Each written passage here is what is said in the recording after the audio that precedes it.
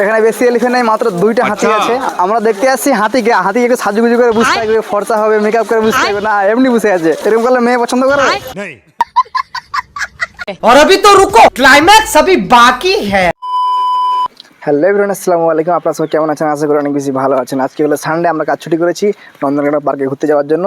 তো অলরেডি আমরা খাওয়া দাওয়া করে বেরিয়ে গেছি, এখন যাচ্ছি পার্কের দিকে। তো আপনার সঙ্গে থাকুন, দেখতে থাকুন, এনজয় করতে থাকুন। আজকে ভিডিওটা খুব ইন্টারেস্টিং হতে চলেছে, কারণ আমি ফার্স্ট টাইম যাচ্ছি Bhubaneswar number famous park Nandankanan. তো গাইস, আমি জীবনে প্রথমবার চিড়িয়াখানায় যাচ্ছি, এর আগে আমি কোনোদিন চিড়িয়াখানা যাইনি। তো চলুন যাওয়া যাক, লেটস গো অ্যান্ড লেটস নিয়ে তার ব্লগ। তো গাইস, আমরা অলরেডি বেরিয়ে গিয়েছি, এখন যাচ্ছি পার্কের দিকে। গাড়িতে তেল কম আছে, তেলটাকে ভরে নেই, তারপর আমরা যাচ্ছি পার্কের দিকে। তো আপনার পুরো ভিডিও কন্টিনিউ করবো, কেউ মিস করবেন না। তো গাইস, দেখতে পাচ্ছেন আধা লিটার তেল ভরে নিয়েছি এবং আমি যাচ্ছি এখন নন্দনকাননের দিকে।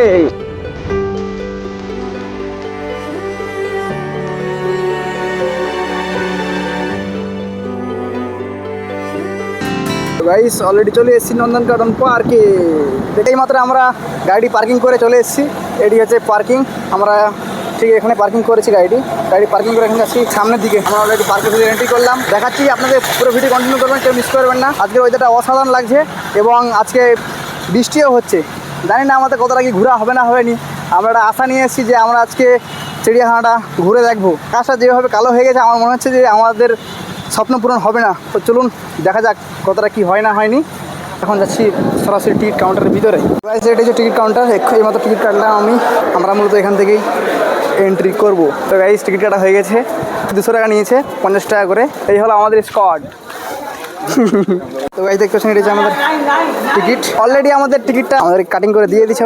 এখন আপনারা দেখতে পাচ্ছেন চিলড্রেন পার্ক। আমরা এই মাত্র এন্ট্রি করলাম, ওখান থেকে দেখতে পাচ্ছেন আমরা এখন আছি এখানটাই। এখান থেকে এদিকে যাব, তারপর উপরে ঘুরে ঘুরে আবার বাইরে বেরাবো। আমরা একটু রং রাস্তায় চলে এসেছি, ওদিকে একটা রাস্তা রয়েছে দেখতে পাচ্ছেন পিছনে, ওটা যাওয়ার কথা ছিল, আমরা চলে এসেছি এটাই। দুটো একই রাস্তা, ওটাতে আইলে একটু কিছু দেখা হয়ে যেত। তো আমরা যেহেতু এটাই ঢুকে পড়েছি, দেখতে পাচ্ছেন এখানে গাড়ি চলতেছে। আপনারা চাইলে গাড়িতে করে আসতে পারেন। তো আমরা পায়ে হেঁটে যাব, পুরো পায়ে হেঁটে পুরো পার্কটি উপভোগ করবো। তো গাইস, এখন আমি আপনাদেরকে দেখাবো সরাসরি জঙ্গলের পশুকে, রয়্যাল বেঙ্গল টাইগার।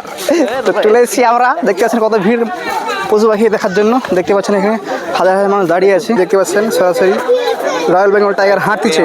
এখানে একটা আছে, ওখানে একটা আছে, দেখতে পাচ্ছেন।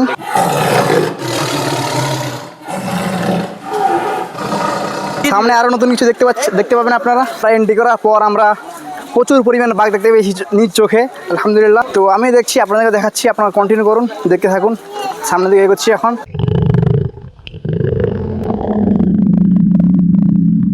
যদি এই চিড়িয়াখানার ভিতরে ওই যে বাঘ যে ঘুরতেছে দুলোক হোক, এগুলো হোক, যদি একজন মানুষকে ফিকে দিবা কি করো?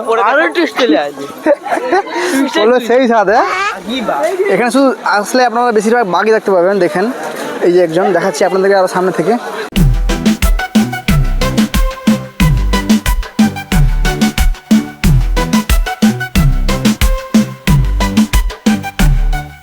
তো এখন আমরা দেখতে যাচ্ছি এলিফ্যান্ট। আসার সময় মেঘটা কালো হয়ে গিয়েছিল, এখন মেঘটা অনেকটা পরিষ্কার হয়ে গেছে, আশা করি বৃষ্টি হবে না।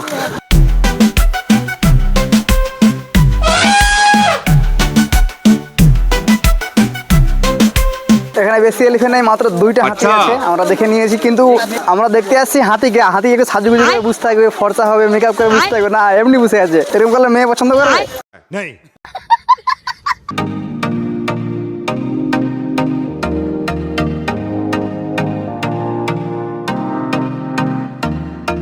ইন্ডিয়ার 2 নম্বর পার্কের ভিতরে দেখতে পাচ্ছেন বিশ্রাম নেওয়ার জায়গা। আপনারা চাইলে বিশ্রাম নিতে পারেন এখানে। इसके बाद भी है और कुछ। চলো, অনেক বাঘ দেখছি এবং এবার দেখতে যাচ্ছি জিরাফ, নতুন কিছু একটা দেখতে যাচ্ছি। এই যে দেখতে পাচ্ছেন আপনি জিরাফ।